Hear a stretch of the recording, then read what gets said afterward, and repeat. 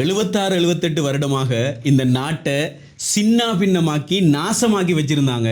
எனவே நாம இதுக்கு பிறகாவது இந்த நாட்டை மாற்றணும் அப்படின்ற ஒரு எண்ணத்தோட நிறைய மக்கள் என்ன செஞ்சிருந்தாங்கன்னு சொன்னா இந்த முறை ஒரு மாற்றத்தை கொண்டு வந்திருந்தாங்க. அரசாங்கத்தை மாற்றிய விட்டுட்டாங்க. என்ன, ஏற்கனவே இருந்தவங்க எல்லாம் வயசு போனவங்க, தலைக்குள்ள ஒன்றுமே வேலை செய்யுதில்லை, அதனால இவங்கெல்லாம் சரி வராது, இந்த முதியோர் இல்லத்தை நாங்கள் அனுப்பிடணும் அப்படின்னு சொல்லி அனுப்பி விட்டுட்டாங்க. இல்லைங்களா, முதியோர்கள் எல்லாம் வீட்டுக்கு போயிட்டாங்க. ஆனால் இப்போ பாராளுமன்றத்தை பார்க்கும்போது, நேற்று பாராளுமன்றம் கூடி இருந்துச்சு, அந்த பாராளுமன்றத்தை பார்க்கும்போது முதியோர்கள் எல்லாம் அனுப்பி விட்டுட்டு ஒரு மொண்டசோரி படிக்கக்கூடிய, நர்சரி படிக்கக்கூடிய சின்ன சின்ன கை குழந்தைகளை கொண்டு வந்து வச்சுட்டோமோ அப்படின்ற ஒரு ஃபீலிங் ஒன்று இருக்குது. இன்னும் 5 வருஷத்துக்கு இன்னும் சின்ன பிள்ளைகள அடாவடித்தனத்தையும் இந்த என்னது சுட்டித்தனத்தையும் தான் பார்த்துட்டு இருக்கணும் போல இருக்குது அப்படின்ற மாதிரி இருக்குது பாராளுமன்றத்தை பார்க்கும்போது. என்ன காரணம்னு சொன்னால், நீங்கள் நேற்று பார்த்தீங்களா இருந்தால் நேரம் கேட்கறதுக்காக வேண்டி எதிர்க்கட்சி தலைவருடைய ஆஃபீஸுக்கு வந்துட்டு டாக்டர் ராமநாதன் அர்ஜுனா அவர்கள், அமைச்சரும் டாக்டருமான ராமநாதன் அர்ஜுனா அவர்கள் போயிருக்கிறாங்க. அப்படி போகிற சந்தர்ப்பத்தில் அவங்கள்ட்ட கேட்டிருக்காருன்னு சொன்னால், எனக்கு நாளைக்கு பேசுகிறதுக்கு என்ன டைம், என்ன மாதிரி டைம் வேணும், என்ன மாதிரி டைம் கொடுத்து தருவீங்க அப்படின்னு கேட்க போயிருக்காரு. அப்படி போகிற சந்தர்ப்பத்தில் அவங்க சொல்லியிருக்காங்கன்னு சொன்னால், இது தொடர்பாக நாங்கள் சொல்கிறது இல்லை, இந்த இடத்துக்கு போங்க அப்படின்னு சொல்லி ஒரு ரூமுக்குள்ளே அனுப்பியிருக்கிறாங்க. இப்போ இப்படித்தானே ஒரு ஆஃபீஸ்ன்னு சொன்னால் அக்கௌண்ட் செக்ஷன் வேறையாக இருக்கும், இல்லைங்களா, அக்கௌண்டிங் வேறையாக இருக்கும், மேனேஜ்மெண்ட் வேறையாக இருக்கும், ரிசப்ஷன் வேறையாக இருக்கும், அதே மாதிரி மற்ற ஃபார்ம் சம்மந்தமான விஷயங்கள், நிலம் சம்மந்தமான விஷயங்கள், அப்படி ஒரு ஆஃபீஸ் எடுத்துக்கொண்ட மாதிரி இருந்தால் அது ஒவ்வொன்றுக்கும் ஒரு பிரிவுகள் இருக்கும். அப்போ டைம் ஒதுக்கி கொடுக்குறதுக்கும் ஷெடியூல் பண்ணுறதுக்கு ஒரு இது ஒன்று இருக்கும் தானே, எப்படியுமே இருக்கும். இப்போ என்னுடைய ஆஃபீஸ் எடுத்துக்கொண்டா கூட அதுக்கு ஒரு டைம் செய்கிறதுக்கு ஒருத்தர் இருப்பார், வீடியோ செய்கிறதுக்கு எடிட் பண்ணுறதுக்கு ஒருத்தர் இருப்பார், இப்படிலாம் இருக்குது. அப்படி இருக்கிற சந்தர்ப்பத்தில் அந்த இடத்துக்கு தான் அவர் போய் கேட்கணும். அங்கே போகிற டைமில் அவர் சொல்லியிருக்காருன்னு தெரியுமா, இது கண்ட மாதிரி எல்லாம் என்ன செய்ய முடியாது, சொல்ல முடியாது, நான் ஒரு சுயேட்சையான ஒரு தனிப்பட்ட ஒரு அமைச்சர், அதனால் எனக்கு இதுக்கு ரைட்ஸ் இருக்குது அப்படின்னு அங்கேயும் போய் வாயடிச்சிருக்கிறாரு. அந்த சந்தர்ப்பத்தில் ஏதோ ஒரு கலகலப்புன்னு அந்த இடத்துல ஏற்பட்டிருக்குது. இதை பாராளுமன்றத்துக்குள்ளே வந்து அதை சபாநாயகர்கிட்ட போயிட்டு சொல்லி கம்ப்ளைண்ட் பண்ண வேண்டியதானே. அதை விட்டுட்டு மக்களோட பிரச்சனையை பேச வேண்டிய நேரத்தில், மக்கள் நாட்டில் இருக்கக்கூடிய சிக்கல்களை, நாட்டில் இருக்கக்கூடிய பிரச்சனைகளை தீர்க்கக்கூடிய சந்தர்ப்பத்தில் இவர் கதைக்கிறார் அப்படின்னு சொன்னால், இதை நான் கட்டாயம் சொல்லி ஆகணும், எனக்கு அடித்து போட்டாங்க, இப்படியெல்லாம் அடிக்கலுமா, ரோட்டில் போவேலுமா எனக்கு அப்படின்ற மாதிரி, சின்ன பிள்ளைகள் எனக்கு அவன் அடிச்சிட்டான் அதனால் எனக்கு ரோட்டில் போவே இல்லாது அப்படின்ற மாதிரி இருக்கு. இதெல்லாம் பார்க்கும்போது உண்மையில் எனக்கு யோசனை என்ன தெரியுமா, இந்த அமைச்சரை இந்த அமைச்சருக்கு ஓட் போட்டது யார் அப்படின்றது எனக்கு ஒரு கேள்விக்குறியாக இருக்குது. நான் மக்களை யாரையும் தாழ்த்தல, மக்களை விளங்கிட்டா, மக்களுடைய பிரச்சனைகளை தீர்க்கிறதுக்காகத்தான், மக்களுக்காக வேண்டி பேசுறதுக்காகத்தான் ஒரு அமைச்சருக்கு நாங்கள் ஓட் போட்டு பாராளுமன்றத்துக்குள்ளே அனுப்புறது.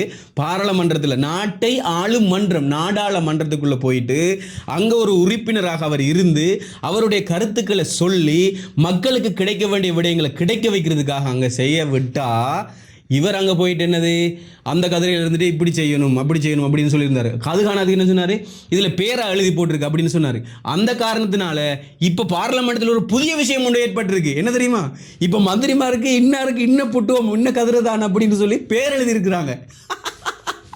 பார்த்தீங்களா, அதாவது ஒரு கதிரை என்னன்னு கூட அறிஞ்சு கொள்ள முடியாது. அப்படித்தான் சொன்னாலும், இது இன்னாருடைய கதிரை தான் அப்படின்னு சொன்னாலும் அதை அண்டர்ஸ்டாண்ட் பண்ணி கொள்ள முடியாத, திமிருத்தனம் பிடிச்ச, சுயநலம் பிடிச்ச, அந்த மனசுக்குள்ளே தனக்கு மட்டும் தான் இப்படி இருந்தால் சரி, தான் கெத்தை காட்டணும், தான் கெத்தாக வாழணும், மற்றவங்களுக்கு முன்னால் நான் கெத்து காட்டி வாழணும் அப்படின்ற மாதிரி ஒரு எண்ணத்தோட மக்களுக்காக வேண்டி வாழணுன்றதை விட்டு தன்னிச்சையாக வாழக்கூடிய ஒரு தன்னிச்சையாக செயற்படக்கூடிய ஒரு அமைச்சர் மாதிரி தான் இந்த அமைச்சரை நான் பார்க்குறேன்.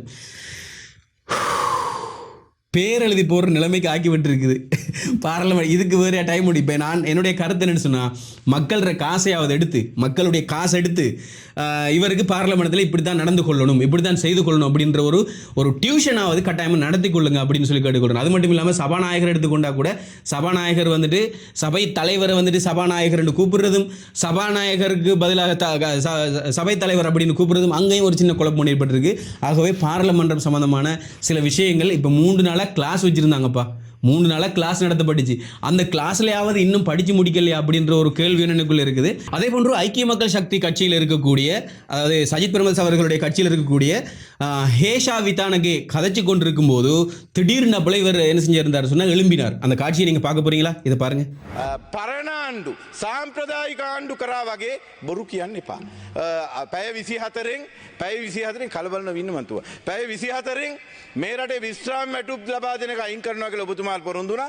ඒව කරන්න පුළුවන්නේ. ඒවට කාලය ඕනේ නැහනේ. අපි කියනවා මේ රටේ ආකර්ශනීය ප්‍රකාශ කරමින් ලබා දීපු ජනවරම බොරු කරන්න එපා. ඒ ජනවරමට බොරු කරනවා කියන්නේ සාම්ප්‍රදායික පහුගිය ආණ්ඩු කරපු දේම කියන කාරණාවත් මතක් කරන්න ගමන් இப்படி சடார்னு இப்படி எழுப்பினார். எழுப்பினதுக்கு பிறகு அவருக்கு இவர் மேல அவர் சொன்னார் என்ன சொன்னா, கலபல வேண்டியப்பா மந்திரித்துமா அப்படின்னு சொன்னார். அதாவது குழப்பம் அடையாதீங்க, குழம்பாதீங்க, கொஞ்சம் இருங்க அப்படின்னு சொல்லி அவர் இப்படி சொன்னார். அப்பவும் அர்ஜுனா அமைச்சர் அவர்கள் நின்று கொண்டே தான் இருந்தார், உட்காரல. அவர் பேசி முடிச்சது பிறகு எழுப்பி நின்று கதைக்கலாம் தானே. அந்த ஏற்கனவே இருந்த பார்லமெண்டத்துக்கும் இதுக்கும் என்ன வித்தியாசம் அப்படின்னு கேட்டா, ஏற்கனவே இருந்த பார்லமென்றம் வந்துட்டு சண்டை போட்டுக் கொள்வாங்க, எதிரெதிராக நின்று. இது வேற இடத்த ஒரு கருத்தை சொல்லும் போது திடீர்னு அப்பல எழும்பி அவர கருத்தை எனக்கு அடிச்சாங்கன்ற கருத்தை சொல்றதுக்காக அப்படி எழும்பி கன நேரமாக நின்ற காட்சியை பார்க்கும்போது அது வெகுளித்தனமாக இருந்துச்சு. எனக்கு அடிச்சு போட்டாங்க, இப்படி செஞ்சு போட்டாங்கன்னு இப்படி கம்ப்ளைண்ட் பண்றவருக்கு சபாநாயகர் வரும்போது நாளைக்கு என்ன தெரியுமா சொல்லுவார், நீங்க வரும்போது உங்களோட பெற்றோரை கூட்டிட்டு வாங்கன்னு சொல்லுவார் போல இருக்குது. அப்படியாப்பட்ட ஒரு நிலைமை தான் இருக்குது. என்னது, இந்த நர்சரிக்கு போற பிள்ளைகளுக்கு வந்துட்டு அம்மா அப்பா பாதுகாப்புக்கு போவாங்க, போயிட்டு போகும்போது கூட்டிட்டு போவாங்க, வரும்போதும் கூட்டிட்டு வருவாங்க, அப்படித்தானே? அதை மாதிரி இப்போ வரும்போது நீங்க பெற்றோரை கூட்டிட்டு வாங்க, இல்லாட்டி தங்கத்தை கூட்டிட்டு வாங்கன்னு சொல்றாங்களோ தெரியா. ஆனால் தங்கத்தையாவது கூட்டிட்டு போயிருக்கலாம் தானே பார்லமெண்ட்டுக்கு போகல. அப்போ அடி வாங்கியிருக்க கூடாது தானே, அந்த இடத்துலையும் செஞ்சிருக்கலாம். அடி வாங்கிட்ட நான் எனக்கு அடிச்சு போட்டாங்கன்ற ஒரு குற்றத்தார வச்சிருந்தாரு. அதே மாதிரி இந்த இவர் எழுப்பினதுக்கு பின்னால ஹேஷா வித்தானகே ஒரு விஷயத்த சொன்னார். என்ன தெரியுமா, இந்த யாழ்ப்பாணத்தில் இருந்து சுவாதீனமாக ஒரு அமைச்சர் வந்திருக்கிறாரு. அந்த அமைச்சர் வந்துட்டு டிக்டாக் செய்கிறாரு. டிக்டாக் செய்யறதா இருந்தா இந்த பார்லமெண்டத்துக்குள்ள வராம வேற எங்கேயாவது போய் டிக்டாக் செய்யணும். இந்த பார்லமெண்டத்துக்குள்ள வந்தா பார்லமெண்டத்துக்குரியதை மதிக்கணும். அப்ப இப்படியாப்பட்டவங்களை எல்லாம் கண்காணிச்சு அவங்க ஒரு சைட் ஒரு பக்கம் ஒதுக்கி வைங்க அப்படின்ற மாதிரி அந்த கதைகள் எல்லாம் சொல்லியிருந்தாங்க.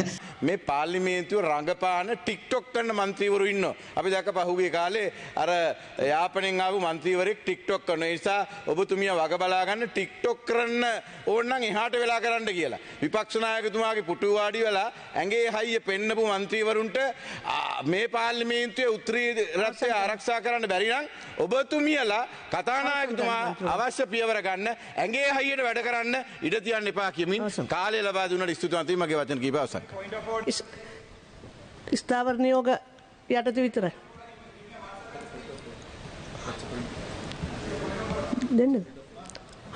මොකද්ද පොයින්ට් ඔෆ් ඕඩර් එක? මට වෙච්ච සිද්ධියක් මට අනිවාර්යෙන් කියන්න ඕනේ.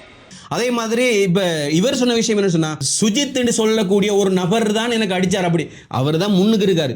சுஜித் எனக்கு அடிச்சாருன்னு சொல்ல தெரியாம சுஜித் கியன கெனக் மட்ட கெஹுவா அப்படின்னு சொன்னார். விளைஞ்சா சுஜித் கியன கெனக் மட்ட கெஹுவா. சுஜித் என்று சொல்லக்கூடிய ஒருவர் எனக்கு அடிச்சார் அப்படின்னா சுஜித்ன்றது அவரது இல்லையா? அவர் சிங்களம் தெரியாட்டி ஸ்போக்கன் சிங்கள கிளாஸ் நான் வைப்பேன். எனக்கிட்ட வந்தீங்கன்னு சொன்ன அமைச்சரே டாக்டர் ராமநாதன் அர்ஜுனா அமைச்சர் அவர்களே, சிங்களம் தெளிவாக கற்றுக்கொள்ளணுமா இருந்தால் எனக்கிட்ட வாங்க, நான் நிச்சயமாக உங்களுக்கு படிச்சு தரேன், சரியா? அப்போ அவர் அந்த மாதிரி ஒரு கதையோட கழிச்சிருந்தார். அதுக்கு பிறகு அவங்க சொல்லியிருந்தாங்க என்னன்னு சொன்னால், நான் இதை அடிக்கவே இல்லை, இந்த விஷயத்தெல்லாம் நாங்கள் நிச்சயமாக நாங்கள் எதிர்க்கிறோம். அதே மாதிரி இந்த சம்பந்தமான இந்த குழப்பம் சம்பந்தமாக நாங்கள் சபாநாயகர்கிட்ட சொல்லி இருக்கிறோம் அப்படின்னு சொல்லப்பட்டுச்சு. அப்போ சபாநாயகர்கிட்ட சொல்லப்பட்டிருந்தா இவரும் சபாநாயகர்கிட்ட வந்துட்டு கம்ப்ளைண்ட் பண்ண வேண்டியதானே. இவர் ஏன் பார்லமெண்ட்டுக்குள்ள டைம் எடுத்து உங்களோட டைம் முடிஞ்சுது நிசப்த எமத்துமா அசுங்கண்ண அப்படின்னு சொல்லி அந்த மூலாசனத்தில் இருந்த ஒரு அமைச்சர் அம்மா, அவங்க அதாவது செயற்குழு தலைவி இருந்தாங்க, ஒரு அமைச்சர் மாவட்டத்தில் இருப்பாங்க கொஞ்ச நேரம். அந்த நேரத்தில் வந்துட்டு அவங்க சொல்லியிருந்தாங்க என்னன்னு சொன்னால், நிசப்த எமத்துமா சத்தம் போடாதீங்க, அமைதியாக இருங்க, அமைதியாகுங்க, அசுங்கண்ண உட்காருங்க அப்படின்னு என்ன பொத்திட்டு உட்காரேன் அப்படின்ற மாதிரி இருந்துச்சு அந்த கதையை பார்க்கும்போது. சரி, அந்த துணி நான் உங்களுக்கு போடுறேன் பாருங்க. இப்படி இருக்குது நம்முடைய அமைச்சர் நிலைமை. சரி, எது எவ்வாறாக இருந்தாலும் இந்த முறை 54 போலீஸ்காரர்களை வந்துட்டு டிரான்ஸ்ஃபர் பண்ணியிருக்கிறாங்க. அதுல முக்கியமாக பெரிய இடங்களுக்கு முக்கியமாக பெண்களை நியமிச்சிருக்கிறாங்க அப்படின்றது ஒரு விசேஷமான ஒரு விடயம் இலங்கையில். அதாவது குற்றப்புலனாய்வு திணைக்களத்திற்கு தானே, குற்றப்புலனாய்வு திணைக்களத்தினுடைய தளபதியாக எஸ்எஸ்பி இமேஷா முத்துமாலா அப்படின்றவங்களை தெரிவு செஞ்சிருக்கிறாங்க. இது இலங்கையில் ஒரு முக்கியமான ஒரு விடயம். என்னென்னு சொன்னால், இலங்கையில் வந்துட்டு உலகத்தினுடைய நாடு அடிப்படைகள் எடுத்து பார்த்தோமாக இருந்தால் உலகத்திலே முதலாவது பெண் பிரதமர் யாருன்னு சொன்னா ஸ்ரீமாவோ பண்டாரநாயக்க. அப்போ ஒரு பெண்மணியாக இருக்கிறார். முதலாவது பெண் பிரதமராக பதவியேற்றது வந்துட்டு இலங்கை நாட்டில் தான். அதே போன்று இப்போதைய அரசாங்கத்தில் வந்துட்டு இரண்டாவது நபர் யார் அப்படின்னு கேட்டால் அதுவும் ஒரு பெண் தான். ஹரணி அமரசூரி அவங்க வந்துட்டு பிரதமராக இருக்கிறாங்க. அது ஒரு விசேஷமான ஒரு விடயம். அதே போன்று இலங்கையில் இப்ப 4வது இடத்துல இருக்கிறதும் ஒரு பெண்மணி தான். அதாவது தலைமை நீதிபதியாக இருக்கிறது வந்துட்டு ஒரு பெண்மணியாக தான் இருக்கிறாங்க. அது ஒரு விசேஷமான ஒரு விடயம் உண்டு. அதே போன்று பாத்தீங்களா இருந்தா இப்ப போலீஸ் இடங்கள்ல வந்துட்டு போலீஸ் படைகள்ல வந்துட்டு முக்கியமான 4 பதவிகளை வகிச்சிருக்கிறாங்க. அந்த வகையில குற்றவியல் புலனாய்வு திணைக்களத்தில் வந்துட்டு SSP இமேஷா முத்துமால் அவங்க தெரிவு செய்யப்பட்டிருக்கிறாங்க. அதே மாதிரி கிராண்ட் ஃபோர்ஸுக்கு வந்துட்டு தலைமைத்துவத்துக்கு வந்துட்டு அதிகாரியா இருக்கிறது வந்துட்டு SSP தர்ஷிகா குமாரி அவங்க வந்துட்டு கிராண்ட் ஃபோர்ஸுக்கு வந்துட்டு தளபதியா இருக்கிறாங்க. அதே போன்று போலீஸ் விசேட புலனாய்வு பணியகத்தில் வந்துட்டு தலைமைத்துவத்தில் இருக்குது SSP லங்கா ராஜினி அப்படின்றவங்க வந்துட்டு அந்த இடத்துல தலைமைத்துவம் வகிக்கிறாங்க. அதே போன்று போலீஸ் மருத்துவ சேவை பிரிவுக்கு வந்துட்டு SSP மதாரா ஆரியசேன் அப்படின்றவங்க வந்துட்டு அந்த இடத்துல பதிவு செய்யப்பட்டிருக்காங்க. எனவே இலங்கையில் முதன்முறையாக 4 அதிகாரிகள் பெரிய இடத்துக்கு போலீஸ் இடத்துல வந்துட்டு 4 அதிகாரிகள் பெண்களாக நியமிக்கப்பட்ட ஒரு முதலாவது சம்பவம் இதுதான்.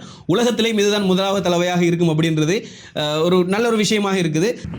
அதே போன்று பார்த்தீங்களா இருந்தால் இந்த போலீஸ் ஊடக பிரிவுக்கு வந்துட்டு போலீஸ் ஊடக பிரிவில் வந்துட்டு ஊடக பேச்சாளர் ஒருத்தர் இருந்தார். அவர் யாருன்னு சொன்னால் நிஹால் தல்துவ. அவர் வந்துட்டு ஒரு வக்கீல், அதாவது சட்டத்தரணியமாக இருக்கிறார். அதே போன்று போலீஸில் வந்துட்டு ஊடக பிரிவில் வந்துட்டு ஊடக பேச்சாளராக அவர் பணியாற்றி கொண்டிருந்தார். அவரையும் அந்த இடத்துல இருந்துட்டு என்ன செஞ்சிட்டாங்க, விலக்கி விட்டாங்க. அதுக்கு பதிலாக வேற ஒரு போலீஸை வந்துட்டு அந்த இடத்துல செய்திருக்கிறாங்க அப்படின்றது. இப்போ நாங்கள் பார்த்தோமாக இருந்தால் ஏற்கனவே இந்த பெண்களுக்கு வந்துட்டு 10க்கு 10 ரூமை தவிர வேறு எதுவுமே தெரியாது. என்னது, கிச்சனை மட்டும்தான் தெரியும். சமைக்கிறது, துணி துவைச்சு கொடுக்கிறது, பிள்ளைகளை பார்க்கறது, இந்த மாதிரியான விஷயங்கள் தான் பெண்களுக்கு கொடுக்கப்பட்டு கொண்டிருந்துச்சு. ஆனால் இந்த முறை போலீஸ் தலைமையகத்தில் வந்துட்டு ஒரு பெரிய அதிகாரிகளை பொறுப்புகளை வந்துட்டு பெண்களுக்கு கொடுத்தது ஒரு விசேடமான ஒரு விடயம். அது ஒரு வரவேற்கத்தக்க விடயம். எனவே பாராளுமன்றத்தில் நடக்கக்கூடிய சில முக்கியமான விஷயங்களை தெரிஞ்சுக்கொள்ளணும் அப்படின்னு நினைச்சிங்கன்னு சொன்னால் ஸ்ரீலங்கா பார்லிமெண்ட் அப்படின்னு சொல்லி டைப் பண்ணி கமெண்ட்ல தெரியப்படுத்தி விடுங்க. நிச்சயமாக பார்லிமெண்ட் சொந்தமாக நம்ம எதிர்காலத்தில் கொண்டு வருவோம். இலங்கையில் நடத்தப்பட்ட ஜனாதிபதியினுடைய உரை பாராளுமன்றம் முதலாவது நடந்துச்சு. அது பாராளுமன்றமாக, அதாவது அமைச்சர் அவர்கள் முடிவெடுக்கின்ற பாராளுமன்றமாக இல்லாமல் நாட்டினுடைய அமைச்சர் பதவி கொடுக்கிறது, அதாவது பதவி பிரமாணம் பெற்றுக்கொள்றது. அதே போன்று பாராளுமன்றத்தை அமைக்கிற விஷயத்தை ஏற்கனவே நடத்தப்பட்டிருந்தாங்க. இப்போ முதலாவது இலங்கையினுடைய 10வது பாராளுமன்றத்தினுடைய முதலாவது ஒன்று கூடல் அமைச்சர்மாருடைய முடிவுகள் எடுக்கிற ஒரு பாராளுமன்றம் இதுவாக இருந்துச்சு. இந்த பாராளுமன்றத்தில் இந்த நர்சரி பிள்ளைகளை கொண்டு வந்து வச்ச மாதிரி சண்டைகள் எல்லாம் போனதை நாங்கள் பார்த்து கொண்டிருந்தோம். எனவே உங்களுடைய கருத்துக்கள் என்ன அப்படின்றத கட்டாயமாக கமெண்ட் பண்ணுங்க. சரி, எது எவ்வாறாக இருந்தாலும் நாம சொல்றது வந்துட்டு இலங்கையில் நடக்கக்கூடிய முக்கியமான விஷயங்கள், நியூஸ்ல பெருசா சொல்லாத விஷயங்கள் வந்துட்டு நம்ம எடுத்துக்கொண்டு வரோம். உண்மையான விஷயங்கள் தான், பொய்யான தகவல்கள் எல்லாம் இல்லை. எனவே என்னுடைய கருத்துக்களின் படி நான் அதை சேர்த்து கொஞ்சம் சொல்லியிருக்கிறேன். எனவே உங்களுடைய கருத்துக்கள் என்ன அப்படின்றத கட்டாயமாக கமெண்ட் பண்ணுங்க. நம்ம எல்லோரும் ஒற்றுமையாக வாழ வேணும், மனிதநேயத்தோடு வாழ வேண்டும், ஜாதி மதம் மொழி இனம் கடந்து மனிதர்கள் வாழ வேண்டும், நாம் அனைவரும் இலங்கையர்களாக வாழ வேண்டும் அப்படின்றது நம்மளுடைய ஒரு முக்கியமான ஒரு குறிக்கோள். எனவே இன்றைக்கு ஒரு முக்கியமான ஒரு விடயம் நான் சொல்லணும் என்று சொன்னால், குருநாகல் மாவட்டத்தில் வந்துட்டு வல்பத்துவாவா அப்படின்ற ஒரு இடத்துல ரிஸ்வி அப்படின்ற ஒருத்தர் வந்துட்டு கிட்னி வரத்தால் கஷ்டப்பட்டு கொண்டிருக்கிறாரு. அவருக்கு வந்துட்டு 1 மாத காலங்களுக்குள்ள அவருடைய அந்த கிட்னியை வந்துட்டு சரி செய்யணும் அப்படின்னு சொல்லி ஹாஸ்பிட்டலில் சொல்லியிருக்கிறாங்க. அதற்காக வேண்டி 5.1 மில்லியன் ரூபா காசு அவங்களுக்கு தேவைப்படுது. எனவே அவங்க வந்துட்டு வறுமை கோட்டின் கீழ் வாழ்கிற காரணத்தினால வந்துட்டு அந்த காசுகளை எடுக்கிறது கஷ்டமாக இருக்குது. எனவே அதற்கு உதவி செய்யக்கூடியவங்க வந்துட்டு யாராவது இருந்தீங்களாக இருந்தால் நான் திரையில் அவருடைய நம்பரை போட்டு விடுறேன். அந்த நம்பர், அதே மாதிரி அவருடைய டீட்டெயில்ஸை நான் வந்துட்டு இப்போ உங்களுக்கு காட்டுறேன். நான் பார்த்தீங்களா இருந்தால் இதில் வந்துட்டு ஹேமாஸ் ஹாஸ்பிட்டலில் கொடுக்கப்பட்ட அந்த டீட்டெயில்ஸ், அதே மாதிரி அவங்களோட பள்ளிவாசலில் கொடுக்கப்பட்ட அந்த கடிதம், அதே போன்று கிராம சேவகர்களால் கொடுக்கப்பட்ட கடிதம், GSஆல் கொடுக்கப்பட்ட கடிதம், அதே போன்று அவருடைய பதிவு, GS கரெக்டர், அதே போன்று பேங்க் டீட்டெயில்ஸ் எல்லாமே வந்துட்டு எனக்கு அனுப்பி வச்சிருக்கிறாரு. எனவே இவருக்கு ஏழுமானவங்க வந்துட்டு கட்டாயமாக உதவி செய்து கொள்ளுங்க. அவருடைய ஹாஸ்பிட்டல் ரிப்போர்ட் எல்லாம் இதில் வந்துட்டு அனுப்பப்பட்டிருக்குது. அவருடைய அக்கௌண்ட் நம்பரையும் அவருடைய ஃபோன் நம்பரையும் நான் டிஸ்பிளேல போடுறேன். எனவே நீங்கள் அவருக்கு உதவி செய்யுங்க. எனக்கு காசு வேண்டாம், அவருக்கு உதவி செய்யுங்க. உதவி செஞ்சீங்கன்னு சொன்னால் அவருக்கு அது கிடைக்கும். எனக்கு நீங்கள் செய்ய வேண்டிய வேலை என்னென்னு சொன்னால், இவருக்கு நீங்கள் அனுப்புகிற விஷயங்களை எனக்கு வந்துட்டு திரையில் தெரிகிற இந்த நம்பர் இருக்குது தானே, 0777 484 4456 இந்த இலக்கத்துக்கு நீங்கள் வாட்ஸ்அப் பண்ணி விடுங்க. நான் இவருக்கு அனுப்பி வச்சிருக்கிறேன் அப்படின்னு சொல்லி நீங்கள் வாட்ஸ்அப் பண்ணி விடுங்க. நான் அதை வந்துட்டு பப்ளிஷ் பண்ணுறதுக்காக வேண்டி இல்லை, நிச்சயமாக நானும் தெரிஞ்சு கொள்ளணும். என்னால் இவர் வந்துட்டு அவருடைய நோய்க்கு சுகத்தை அனுபவிச்சிருக்கிறார் அப்படின்றத நான் தெரிஞ்சு கொள்ளணும் அப்படின்றதுக்காக வேண்டி நான் கேட்டுக்கொள்கிறேன். எனவே தயவு செய்து எனக்கு அதை அனுப்பி வச்சிருங்க. இவருக்கு மேலும்னு சொன்னால் நீங்கள் உதவி செய்யுங்க அப்படின்னு சொல்லி தாழ்மையோடு கேட்டுக்கொள்கிறேன். நாம் அனைவரும் இந்த உலகத்தில் நிரந்தரமாக வாழ வரல. நாம் செய்யக்கூடிய ஒவ்வொரு உதவிகளும் எங்களுடைய உயிர்களை காக்கும் அப்படின்னு சொல்லுவாங்க இல்லைங்களா? தர்மம் வந்துட்டு தலை காக்கும் அப்படின்னு சொல்லுவாங்க, தக்க சமயத்தில் உயிர் காக்கும் அப்படின்னு சொல்லுவாங்க. எனவே உங்களால் முடிஞ்ச தர்மங்களை நீங்கள் இவ்வளோ லட்சக்கணக்கு கொடுக்கணும், கோடிக்கணக்கு கொடுக்கணும் அப்படின்றது கிடையாது. 5.1 மில்லியன், அதாவது 51 லட்சம் ரூபா காசு அவருக்கு தேவைப்பட்டிருக்குது. அந்த 51 லட்சம் ரூபா காசு உங்களால் முடிஞ்சதை நீங்கள் செய்யுங்க. 100 ரூபாயாக இருந்தாலும் பிரச்சனை இல்லை, உங்களால் முடிஞ்சதை நீங்கள் போடுங்க. இந்த வீடியோ பார்க்குற எல்லோரும் உங்களால் முடிஞ்ச கணக்கு 1000 ரூபா, 100 ரூபா, 50 ரூபாயாக இருந்தாலும் பிரச்சனை இல்லை, உங்களால் முடிஞ்சது அவ்வளோதானே, அதை போட்டு விட்டாலே அது ஒரு பெரிய விஷயம். மனம் தான் எல்லாத்துக்கும் காரணம். கொஞ்சம் கொஞ்சமாக நீங்கள் போட்டாலும் அவருக்கு அந்த அமௌண்ட் வந்து சேர்ந்துடும் அப்படின்றது என்னுடைய கருத்து. எனவே அவருக்கு உதவி செய்யுங்க அப்படின்னு சொல்லி கேட்டுக்கொள்கிறேன். என்னால் முடிஞ்ச உதவியையும் நான் அவருக்கு செய்கிறேன். மற்றும் ஒரு காலையில் சந்திக்கிறேன். அனைவருக்கும் வணக்கம். Signing off. இது தமிழ் வாய்ஸ் நியூஸ். முக்கியமாக இந்த வீடியோ எல்லாருக்கும் ஷேர் பண்ணி விடுங்க, ஏன்னா அவருக்கு உதவியாக இருக்கும் அப்படின்னு சொல்லி கேட்டுக்கொள்கிறேன். நன்றி. அஸ்ஸலாமு அலைக்கும் வரஹ்மத்துல்லாஹி வபரகாத்துஹு. நான் ரிஸ்வி, வல்புத்தூர் ஊர், 44 வயது. நான் 2 சிறுநீரகம் பாதிக்கப்பட்ட நிலைமையில் மருந்து குடிச்சுட்டு இருக்கேன்.